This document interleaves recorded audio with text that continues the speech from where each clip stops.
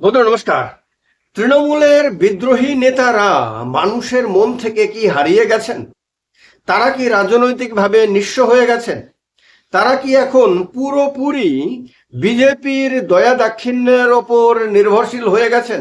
অর্থাৎ যে রাজনৈতিক অস্তিত্ব তাদের এতদিন দেখা গেছিল গত বিধানসভা নির্বাচন পর্যন্ত, সেই রাজনৈতিক অস্তিত্ব কি তারা ক্রমে ক্রমে হারিয়ে ফেলছেন?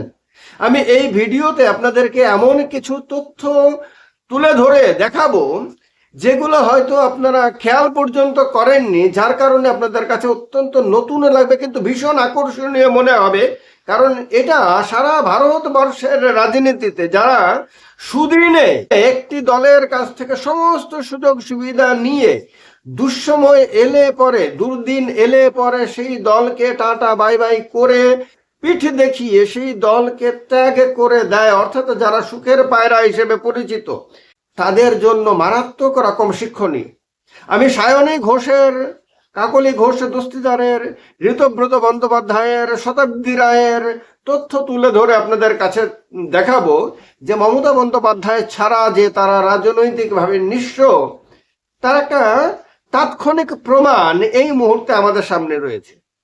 প্রথমত হলো, গতকালকে আপনারা সবাই দেখেছেন বারুইপুরে বিদ্রোহী এমএলএ বা এমপি অনেকেই গেছেন সেখানে। কাকলি ঘোষ দস্তিদারও গেছেন, টিভিতে যা দেখানো হয়েছে সায়ন ঘোষও গেছিলেন, আবার Ritabrata Bandyopadhyay leader of the opposition তাকেও সেখানে দেখা গেছে, আরো অনেকেই দেখা গেছে। কিন্তু আশ্চর্যের বিষয় হলো তারা কেউই বারুইপুর থেকে ফিরে এসে সেখানকার কোনো ভিডিও তারা পোস্ট করলেন না। ভাবা যায় ভাবা যায় যে এত বড় বড় নেতারা, এত বিশাল বিশাল জনপ্রিয় নেতা নেত্রীরা, যারা মমতা বন্দ্যোপাধ্যায়ের মতো নেত্রীর বিরুদ্ধে যেতে যেতে পেরেছেন এবং নিজেকে কত বড়, কত বিরাট জনপ্রিয়, কত দক্ষ, কত ওস্তাদ মনে করলে পরে মমতা বন্দ্যোপাধ্যায়ের সঙ্গে চোখ উল্টানো যায়, তারা সেটা করতে পেরেছেন। আর এরা বারুইপুরের মতন অত্যন্ত সেন্সিটিভ একটা ঘটনার পরে সেখানে ঘুরে এসে তারা ফেসবুকে পেজের মধ্যে কোনো পোস্ট দিলেন না। কিছু তথ্য তুলে ধরছি যেগুলো দেখলে পরে আপনারা বুঝতে পারবেন যে তারা কেন পোস্ট দিতে ভয় পাচ্ছেন। প্রথম আমি তুলে ধরছি সায়নী ঘোষের ফেসবুক পেজ থেকে।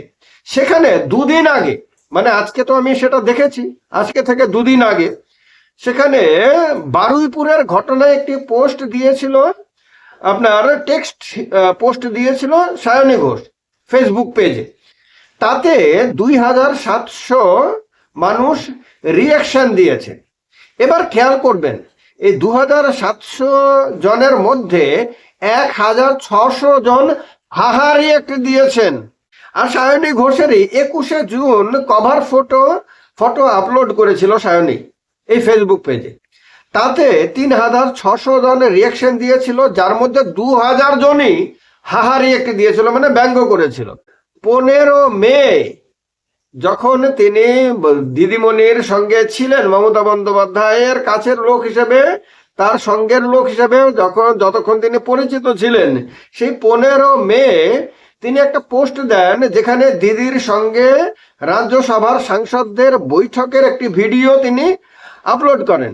সেই পোস্টে 17,400 জন রিয়াকশন দেয়, তার মধ্যে 12,700 জন রাইট চিহ্ন মানে সম্মতি সূচক, 3,500 জন মাত্র হাহা দিয়েছিল।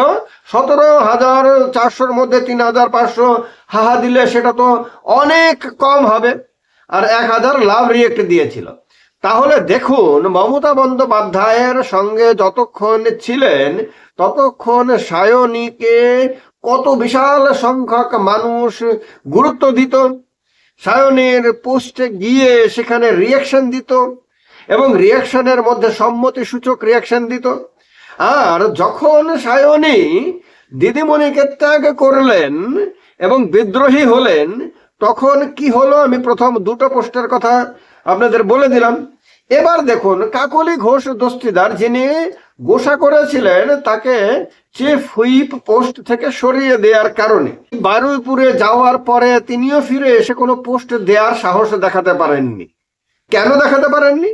এবার দেখুন, একদিন আগে তিনি পরিবারের একজনের একটি পোস্ট ফেসবুক পেজে তিনি শেয়ার করেন, তাতে 1100 জন রিয়াকশন দেন, যার মধ্যে 1000 জনই হাহা দিয়েছিলেন, 50 জন মাত্র আপনার সম্মতি দিয়েছিল, মাত্র 4 জন লাভ রিয়েক্ট দিয়েছিল।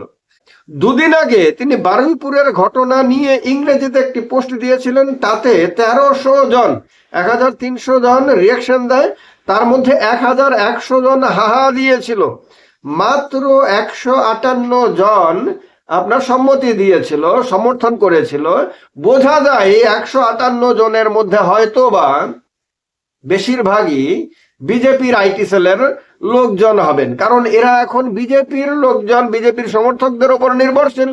এরা যদি কোথাও লাভ রিয়েক্ট পায় অথবা সমর্থন সুযোগ রিয়াকশন যদি পায়, তাহলে মানুষ ধরে নিতেই পারে যে এরা বিজেপির সমর্থক। এরা এদেরকে একেবারে নিঃস্ব হওয়া থেকে আটকানোর জন্য হয়তো কিছুটা আপনার সমর্থন ধার দিচ্ছে। সরকারে থাকা অবস্থাতে তার পেজে, মানে কাকলি ঘোষ দস্তিদারের পেজে মানুষের কোনো আগ্রহ ছিল না। মানে আমি তার পুরনো পেজ আপনার পোস্টগুলোকে দেখেছি, যখন তিনি তৃণমূলে ছিলেন, যখন তার দল ক্ষমতায় ছিল, মানে তৃণমূল কংগ্রেস ক্ষমতায় ছিল, মমতা বন্দ্যোপাধ্যায় মুখ্যমন্ত্রী ছিলেন, তিনি সাংসদ ছিলেন, তখনও দেখেছি যে তার পোস্টের মধ্যে মানুষের কোনো আগ্রহই ছিল না। তার মানে তিনি কখনোই জনপ্রিয় নেত্রী ছিলেন না। সায়নী ঘোষ তো তৃণমূলে থাকা অবস্থাতে জনপ্রিয় ছিলেন মমতা বন্দ্যোপাধ্যায়ের আলোয় আলোকিত থাকার কারণে, কিন্তু কাকলি ঘোষ দস্তিদার তো তাও ছিলেন না। তার শুধুমাত্র একটাই ক্রেডিট যে তিনি দীর্ঘদিন ধরে মমতা বন্দ্যোপাধ্যায়ের সঙ্গে ছিলেন, কিন্তু তার নিজের কোনো গ্রহণযোগ্যতা যে ছিল না। আপনাদেরকে আমি বলবো যে তার ফেসবুক পেজটা একটু ঘুরে আসুন, দেখবেন পুরনো পোস্টগুলোতেও মানুষের তেমন কোনো আগ্রহ ছিল না। 10 এপ্রিল বারাসাতে মমতা বন্দ্যোপাধ্যায়ের একটি নির্বাচনী সভা উপলক্ষে তিনি একটি পোস্ট করেন, এবং সেই পোস্টে মমতা বন্দ্যোপাধ্যায় ছিলেন, ভিডিও দিয়েছিলেন। তাতে তিনি অনেক বেশি রিয়াকশন পান, 4300 মাত্র, তাও অনেক বেশি বলছি আমি। এর মধ্যে 3700 জন সমর্থন করেছিলেন। কেন? ভিডিওটা মমতা বন্দ্যোপাধ্যায়ের ছিল। এবার আমি ঋতব্রত বন্দ্যোপাধ্যায়ের কথা বলি আপনাদের। ঋতব্রত বন্দ্যোপাধ্যায় অত্যন্ত বুদ্ধিমান লোক, বুদ্ধিমান, একেবারে বুদ্ধিমান না হলে সিপিএম এর মতন দলকে কোচলে খেয়ে, চুষে খেয়ে, সিপিএম এর মতন দলকে, যে দল ভারতবর্ষে এখনো ক্ষমতায় না থাকলেও কোনো রাজ্যে সাংগঠনিক দিক থেকে এখনো অন্য যে কোনো দলের তুলনায় অনেক বেশি মজবুত, এবং বিজেপি হয়তো আপনার আকার আয়তনে বিরাট বড় হতে পারে, কিন্তু সাংগঠনিক ভাবে সিপিএম যতটা মজবুত, তার ধারে কাছে আমি বলবো যে ভারতবর্ষে না বিজেপি আছে, না কংগ্রেস আছে, না তৃণমূল কংগ্রেস আছে, না কোনো পার্টি আছে। সাংগঠনিক ভাবে সিপিএম এর মতন মজবুত দল এখনো পর্যন্ত ভারতবর্ষে কোনো রাজনৈতিক দল নাই। তো সেই সিপিএম কে কোচলে খেয়ে আসা আপনার ঋতব্রত বন্দ্যোপাধ্যায়ের পরে মমতা বন্দ্যোপাধ্যায়ের তৃণমূল কংগ্রেসকেও কোচলে খেয়েছেন। সেই তৃণমূল ঋতব্রত অত্যন্ত বুদ্ধিমান। কেন? 28শে মের পর থেকে এ পর্যন্ত, আজকে দুপুরবেলা পর্যন্ত আমি চেক করলাম, তার ফেসবুক পেজে কোনো পোস্ট দেননি, তিনি কোনো পোস্ট দেননি। কারণ তিনি বুঝে গেছেন, আগে থেকেই তিনি বুঝে গেছিলেন যে পোস্ট দিলে পরে তাতে সাধারণ মানুষের রিয়াকশন কি হতে পারে। এমনকি বারুইপুরের ঘটনাতে পর্যন্ত তিনি কোনো পোস্ট দেননি। তিনি আপনার দেখে নিচ্ছেন যে অন্যান্য চ্যানেলে বা অন্যান্য প্ল্যাটফর্মে তার ভিডিও কেউ শেয়ার করলে পরে বা তার নামে কেউ কোনো পোস্ট দিলে পরে তার নিচে সাধারণ মানুষ কিরকম রিয়াকশন দিচ্ছেন, সেগুলি দেখে নিয়ে তিনি বুঝে গেছেন যে তার পেজে যদি তিনি পোস্ট দেন তাহলে পরিণতি কি হবে, এবং তিনি আর মুখ দেখাতে পারবেন না কোথাও। এই কারণে সতর্ক হয়ে গিয়ে তিনি বুকের ভেতরে পাথর চাপা দিয়ে হলেও তিনি কোনো পোস্ট আর তার ফেসবুক পেজে তিনি দিচ্ছেন না। পরিস্থিতি কোন জায়গায় গিয়ে পৌঁছেছে বিদ্রোহীদের জন্য সেটা বোঝার জন্য এই ফেসবুক পেজের যে সার্ভেটা আমি করেছি সেটাই যথেষ্ট। এবার চন্দ্রিমা ভট্টাচার্যের কথা বলছি। আমি দেখলাম যে তার ফেসবুক পেজে পরিস্থিতি এতটাই করুণ যে তার কোনো পোস্টে ওই ক্ষমতায় থাকা অবস্থাতে, দল যখন ক্ষমতায় ছিল, তিনি যখন মন্ত্রী ছিলেন, তখনও তার কোনো পোস্টে 500 রিয়াকশন যদি আসে, তাহলে এটাই বিশাল অ্যাচিভমেন্টের মতন। আপনারা ভাবতে পারেন, একটি রাজনৈতিক দল ক্ষমতায় ছিল, তিনি অনেকগুলো দপ্তরের মন্ত্রী ছিলেন, মমতা বন্দ্যোপাধ্যায়ের একেবারে কাছের লোকদের মধ্যে একজন ছিলেন, তারপরে পর্যন্ত তার ফেসবুক পেজে সাধারণ মানুষের কোনো আগ্রহ ছিল না। এখন তিনি যখন শিবির বদলেছেন, তখন তিনি পোস্ট দেওয়া বন্ধ করে দিয়েছেন। আর শতাব্দী রায়, তিনি তো সিনেমার নায়িকা ছিলেন এবং তার অনেক সিনেমা আমরা দেখেছি, তিনিও এখন ফেসবুক পেজ থেকে হারিয়ে গেছেন। এবার তারা কি আগামী দিনে কোথাও গেলে কি তারা পোস্ট দেবেন না? আপনারা জানেন, বারুইপুরে যখন সায়নী ঘোষ তারা গেছেন, কাকলি ঘোষ দস্তিদার তারা গেছেন, তাদেরকে মানুষ বেঈমান বলেছেন, গদ্দার বলেছেন, চোর বলেছেন, নানান ধরনের মানে লজ্জাজনক বিশেষণে আপনার তাদেরকে অলঙ্কৃত করেছেন বলা যায়, এবং চিৎকার করে করে অসংখ্য মানুষ তাদেরকে এই সমস্ত কথা বলছেন। তারা মানুষের সামনে মানে মাথা উঁচু করে ভালোভাবে তারা মানুষের দিকে তাকাতে পারেননি। এমন প্রতিক্রিয়া, যেখানে একটা দল বিধানসভাতে এবং লোকসভাতে প্রায় শেষ হয়ে যাচ্ছে এবং প্রত্যেক দিন মিডিয়াতে গেল গেল রব তুলে ধরে বোঝানো হচ্ছে যে এই দলটা একেবারে ইতিহাসের পাতায় চলে যাবে, সেই দলের অজস্র মানুষ রাস্তায় নেমে সেই তাদেরকে গাদ্দার বলছেন, বেঈমান বলছেন, চোর বলছেন, যে মানুষগুলো তাদের দলের সর্বময় নেত্রীর সঙ্গে তাদের ভাষায় বেঈমানি করে, বিশ্বাসঘাতকতা করে তারা বিজেপির দিকে ঝুঁকে গেছেন।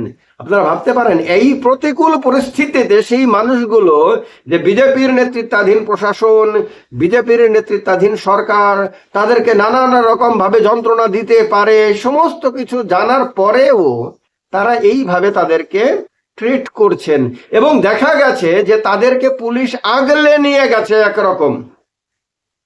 ভাবা যায় তো? এটা সারা ভারতবর্ষের যারা এই ধরনের সুখের পায়রাগুলো রয়েছেন রাজনীতিতে, তাদের জন্য একটা বিরাট বড় শিক্ষার আমার মনে হয়। কারণ এখনকার যুগ তো সোশ্যাল মিডিয়ার যুগ।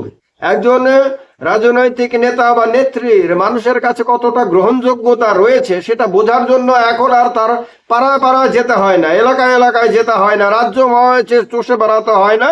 এখন শুধু সোশ্যাল মিডিয়ার দিকে চোখ রাখলে পরে পরিষ্কার বোঝা যায় যে সাধারণ মানুষ তাদেরকে কোন দৃষ্টিতে দেখছে এবং সাধারণ মানুষের কাছে তাদের গ্রহণযোগ্যতা কতটুকু রয়েছে।